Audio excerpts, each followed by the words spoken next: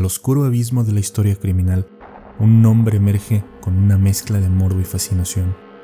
Aileen Wuornos, una mujer estadounidense que se convirtió en una de las asesinas seriales más infames del siglo XX. Durante un año, sembró el terror en las carreteras de Florida y dejó tras de sí un largo rastro de víctimas. Pero detrás de aquella figura de terror se encontraba una vida llena de dolor y tragedia en el que el abuso y la negligencia se volvieron la norma. Esta es su historia.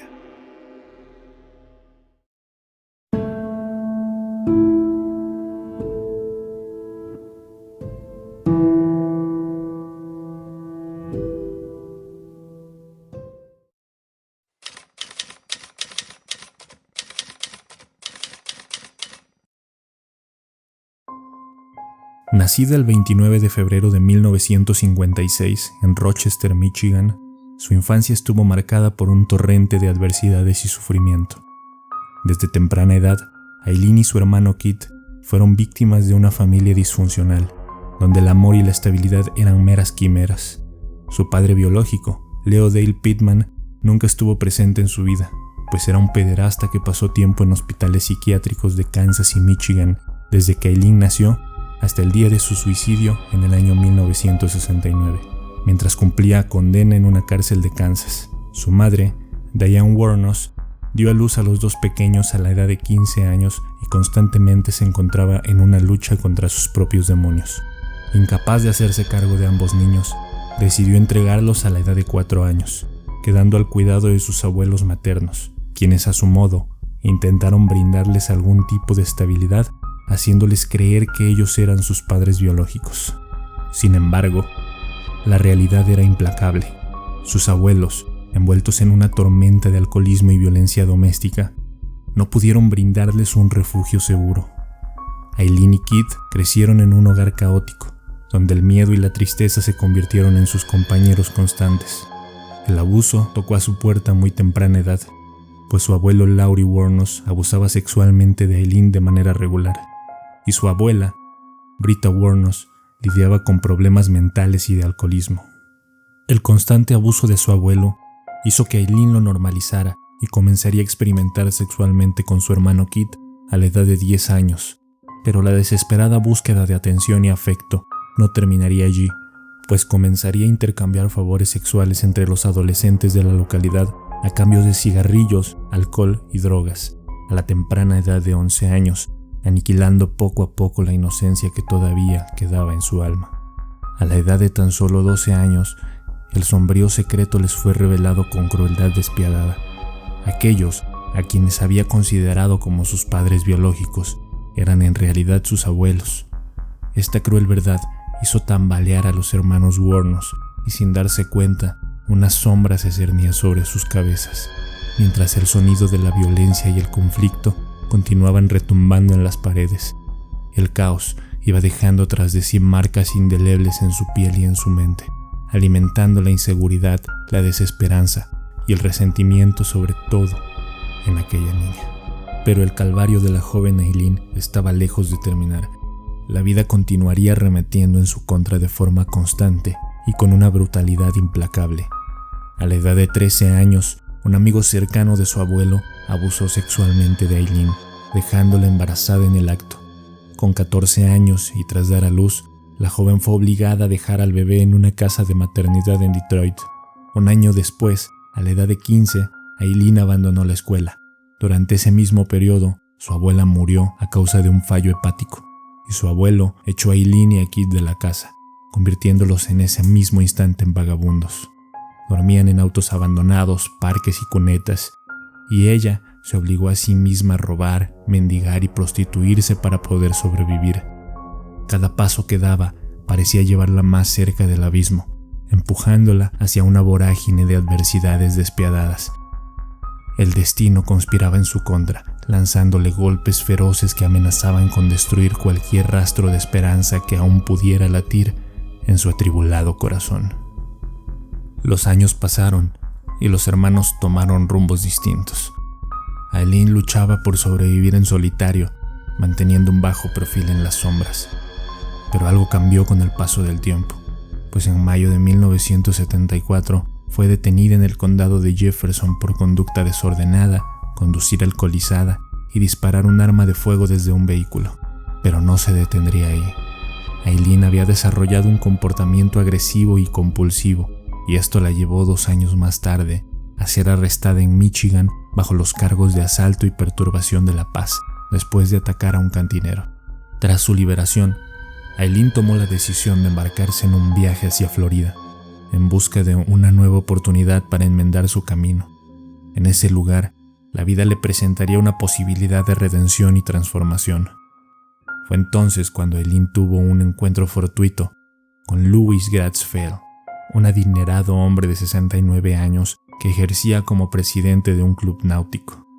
Aquel hombre, por alguna razón, se enamoró rápidamente de Aileen, 49 años más joven, y rápidamente contrajeron matrimonio, llegando incluso a anunciarlo en las páginas sociales del periódico local.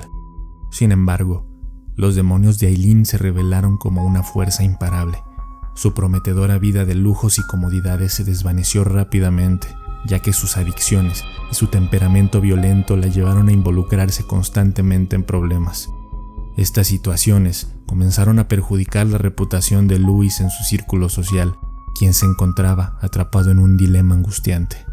La situación alcanzó su punto límite cuando, en un arranque de ira, Aileen tomó el bastón de su esposo y lo golpeó, luego de que Louis se negara a darle dinero. Como consecuencia, Louis solicitó una orden de restricción contra Aileen, lo que finalmente resultó en la anulación de su matrimonio poco tiempo después.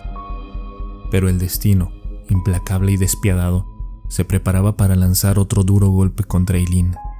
En el año de 1976, su hermano Kit, quien había compartido con ella los horrores de la infancia y había sido un rayo de luz en medio de tanta oscuridad, sucumbió a la enfermedad del cáncer de esófago, a la edad de 21 años. Este evento dejó una herida profunda en Aileen, pues se encontró completamente sola en un mundo que parecía empujarla cada vez más hacia un muy oscuro abismo. Durante los 8 años que siguieron, Wuornos se vio inmersa en un ciclo interminable de prostitución, robos y fraudes. En medio de esta vorágine, se hundía en relaciones tóxicas con hombres que la sometían a maltratos físicos y psicológicos. Además, los clientes que frecuentaban su vida como prostituta la sometían a golpes y violaciones para alimentar sus propias perversiones. Estos abusos constantes llevaron a Aileen a desarrollar un profundo odio hacia los hombres. En 1984, Aileen se embarcó en su primera relación homosexual, encontrando consuelo en los brazos de una mujer que conoció en un bar de Florida. Sin embargo, incluso en ese aspecto de su vida, la suerte no parecía estar de su lado. Su amante la abandonó una noche, robándole su dinero y dejándola con una deuda en el lugar donde se hospedaban. 2 años más tarde, en 1986, el destino uniría los caminos de Aileen Wuornos y Tyria Moore, de 24 años. Recientemente se había mudado a Florida desde un pequeño pueblo ultraconservador de Ohio, en busca de la felicidad y la libertad de vivir abiertamente su orientación sexual. El encuentro entre Aileen y Tyria tuvo lugar en un bar llamado Zodiac en Daytona, Florida. A medida que el tiempo avanzaba, Aileen se adentró más en la vida de Tyria, estableciendo una conexión muy profunda. Poco tiempo después, su relación de amistad evolucionó hacia un romance que duraría 4 años y medio. Con el paso del tiempo, surgieron tensiones en la relación de estas dos mujeres. La vida desenfrenada a la que Aileen estaba acostumbrada comenzó a afectar a Moore. Esta última deseaba fervientemente que Aileen abandonara ese mundo de violencia, adicciones y prostitución, pues sentía que también estaba siendo arrastrada hacia ese oscuro abismo en el que Aileen llevaba mucho tiempo viviendo. Sin embargo, las súplicas de Moore caían en oídos sordos, ya que Aileen no conocía ninguna otra forma de vida más allá de la que había experimentado. Las promesas vacías eran todo lo que Moore encontraba cuando intentaba persuadir a Aileen para que eligiera un camino diferente. Ambas mujeres se encontraban atrapadas en una espiral destructiva, incapaces de encontrar una salida de esa realidad turbulenta que parecía haberse convertido en su única forma de existencia. La lucha interna de Moore por salvar a Aileen y a sí misma se volvía cada vez más desgarradora. mientras las sombras del pasado y las cicatrices profundas de Eileen amenazaban con envolverlas por completo.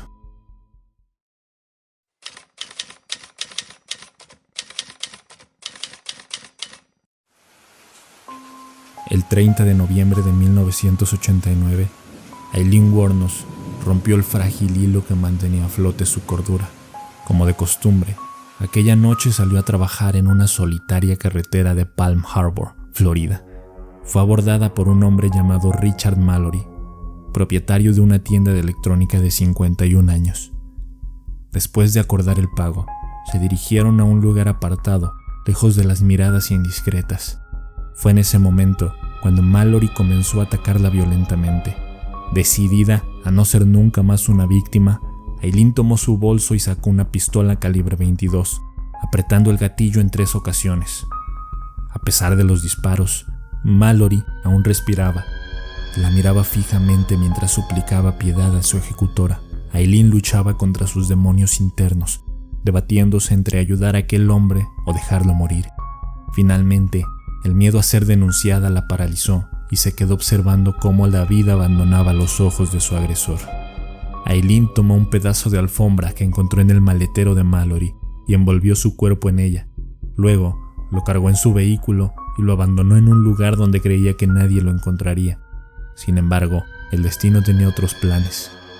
El 13 de diciembre de 1989, 2 jóvenes que buscaban chatarra a lo largo de un camino de terracería cerca de la Interestatal 95, en el condado de Volusia, Florida, descubrieron el cuerpo de Mallory. El automóvil fue encontrado abandonado a las afueras de Daytona.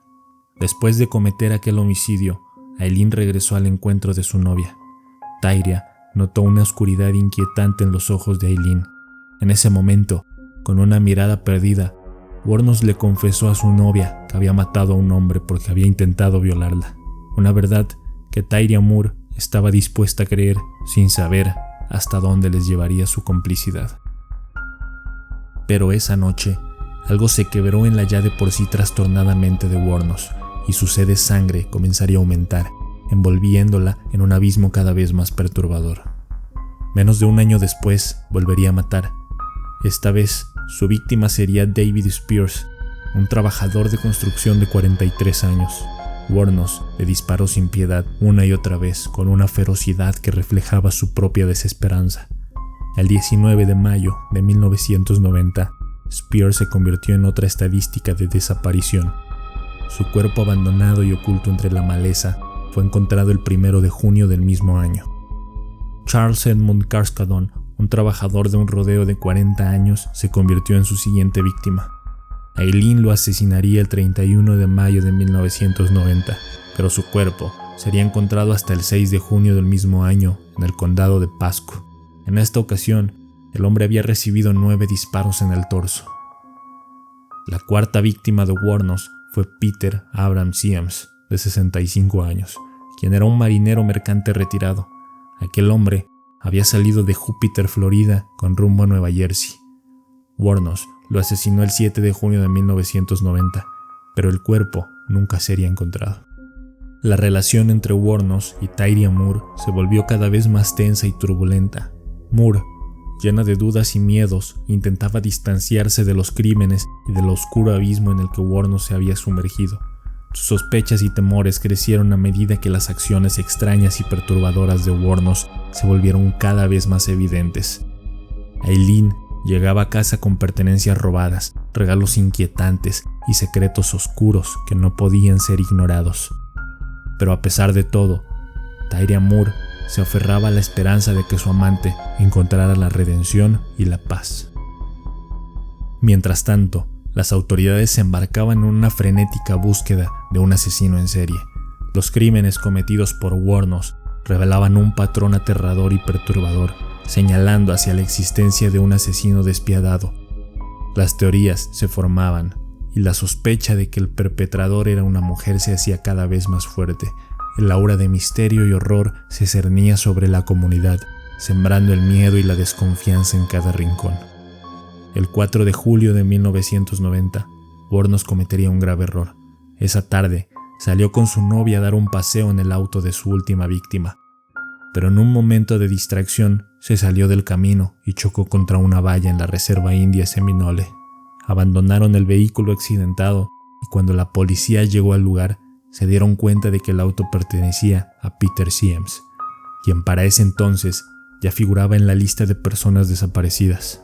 Varios testigos en la escena informaron que una mujer estaba al volante y proporcionaron la descripción física de Wuornos y Moore, lo que llevó a que la noticia se difundiera por todo el estado.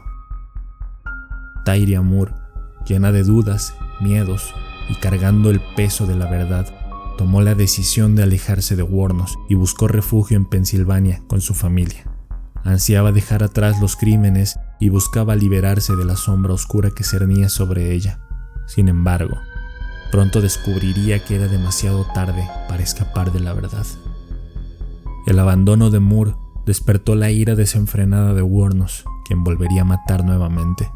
Los meses pasaban y sus víctimas se acumulaban. Troy Burress, un vendedor ambulante de 40 años, Charles Humphreys, un comandante retirado de la Fuerza Aérea de 56 años, y Walter Gino Antonio, un camionero de 62 años, cayeron en las garras de Wuornos. Cada uno de ellos se convirtió en una triste y trágica historia.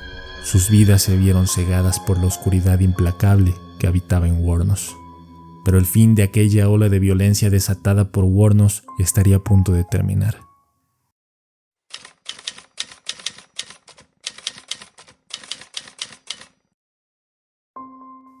La cacería humana había comenzado, desencadenando una implacable persecución tras los pasos de Wuornos. Port Orange, Florida, se convirtió en el escenario de una batalla entre las fuerzas locales y la necesidad de esperar, teniendo que darle tiempo al grupo de trabajo para rastrear sus movimientos y descubrir si se ponía en contacto con Moore, su segunda sospechosa. Finalmente, el 9 de enero de 1991, en el sombrío y oscuro bar Last Resort, Wuornos fue aprehendida. En ese mismo momento, las palabras resonaron en sus oídos. Era buscada en relación con cargos menores pendientes contra Lori Grody, uno de los múltiples nombres que había adoptado. Wuornos se sintió aliviada al escuchar eso, pues creyó que los investigadores no sabían nada de los asesinatos. Pero esto no sería así, pues las autoridades ocultaban los verdaderos motivos de su detención con el fin de que bajara la guardia. De la misma manera, la prensa quedó en la oscuridad, sin saber ni sospechar que la verdadera historia detrás de aquel arresto trascendía los límites de lo imaginable. Al día siguiente, la atención se desvió hacia Tyria Moore, quien había sido rastreada hasta la casa de su hermana en Pittston, Pensilvania. Allí, Moore reveló ante la policía un escalofriante secreto. Wuornos le había confesado el asesinato de Mallory justo en el momento en el que ocurrió. Sin embargo, Moore había optado por evitar deliberadamente cualquier mención de otros incidentes sospechosos, pues su propia seguridad pendía de un hilo. El momento de que los investigadores destaparan la verdad había llegado. Moore selló un pacto con la justicia, dispuesta a colaborar y construir un caso sólido contra Wuornos a cambio de inmunidad. En los días siguientes, sus conversaciones telefónicas fueron grabadas. Moore suplicaba desesperadamente a Wuornos que confesara, anhelando evitar ser procesada como cómplice. Al otro lado de la línea, Wuornos se mostraba cautelosa al principio, pero a medida que la perspectiva de que Moore también fuera juzgada se hacía inminente, la verdad se abrió paso. El 16 de enero de 1991, Wuornos confesó 6 asesinatos, argumentando que todos habían sido actos de autodefensa y proclamando que Moore no había estado involucrada en ninguno de ellos. En ese momento crucial, el destino de Wuornos quedó sellado, desatando un vendaval de emociones y revelaciones que cambiarían para siempre el curso de su historia. El equipo de defensa de Wuornos quería que se declarara culpable de 6 cargos de asesinato, a excepción de Peter Siems, asesinato que continuó negando, a pesar de las pruebas concluyentes que la vinculaban a su vehículo robado. La estrategia era clara: aceptar 6 cadenas perpetuas consecutivas como parte de un acuerdo. Sin embargo, la fiscalía tenía otros planes. Buscaban la pena de muerte y decidieron juzgar inicialmente a Wuornos por el asesinato de Richard Mallory, ya que consideraban que el caso en su contra era más sólido. El juicio de Wuornos por el asesinato de Mallory comenzó el 14 de enero de 1992 ante el juez Uriel Blount.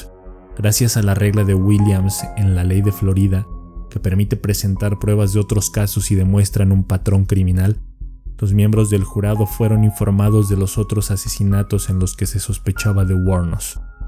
Como era de esperar, no se dejaron convencer por su afirmación de defensa personal y Wuornos no se favoreció al testificar en su propia defensa. El 27 de enero de 1992, el jurado tomó menos de 2 horas en declararla culpable de asesinato en primer grado y de manera unánime recomendaron la pena de muerte, ignorando las afirmaciones de la defensa sobre su enfermedad mental y su trágica educación. El 31 de enero de 1992, el juez Blount condenó a Aileen Wuornos a la pena de muerte por medio de la electrocución. 2 meses después, el 31 de marzo de 1992, Wuornos se declaró culpable de los asesinatos de Troy Burress, Dick Humphreys y David Spears y recibió otras 3 condenas de muerte el 15 de mayo de 1992. En junio de 1992, Wuornos también admitió el asesinato de Charles Carskadon, añadiendo otra sentencia de muerte a su lista. Y en noviembre de 1992 fue sentenciada a muerte por 6ª y última vez por el homicidio de Walter Antonio. Nunca fue juzgada por el asesinato de Peter Siems y aquel misterio permaneció sin resolverse. Dada la atención de los medios que rodeaba el caso y la relativa rareza de las asesinas en serie femeninas, Wuornos fue una celebridad nacional de la noche a la mañana, dando cobertura total a cada paso de su juicio y dándole un protagonismo como pocas veces se había visto. Esto llevó a que varios defensores de Aileen Wuornos, incluyendo grupos defensores de los derechos de la mujer y de la comunidad LGBT, alzaran su voz y denunciaran a la prensa una serie de irregularidades que consideraron ocurrieron a lo largo del juicio, poniendo en entredicho los principios fundamentales de la justicia. Entre ellas, destacaron el hecho de que Richard Mallory, la primera víctima de Wuornos, tenía antecedentes de delitos sexuales y había sido declarado culpable de intento de violación en Maryland, además de amenazar con perpetrar acciones similares contra otras mujeres. Estos defensores argumentaron que estas pruebas no fueron presentadas adecuadamente desde el comienzo del juicio, y cuando finalmente lo hicieron, los jueces las consideraron inadmisibles por llegar tarde al proceso. Los colectivos LGBT también señalaron a los fiscales por hacer repetidas referencias a las relaciones sentimentales de Aileen con otras mujeres, sosteniendo que la sociedad, atrapada en un puritanismo injusto, se volcó en su contra. Estas insinuaciones y prejuicios, según argumentaron, influyeron negativamente a la percepción de la acusada ante el jurado y en la forma en que se desarrolló el juicio.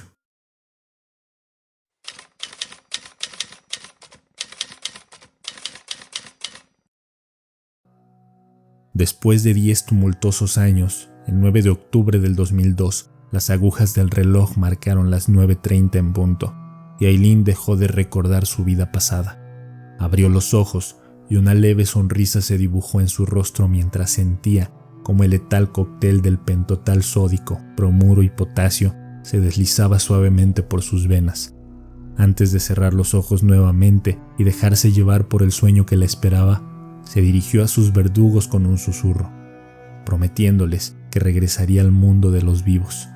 Mientras yacía atada a la camilla, su mirada se perdía, tranquila, como si estuviera flotando fuera de la realidad, en un lugar desconocido y misterioso, en donde quizás lograría encontrar la paz. Si te ha gustado el video, te invito a suscribirte y a darle me gusta. Al hacerlo, me ayudas mucho y me motivas a crear más contenido. Gracias y hasta pronto.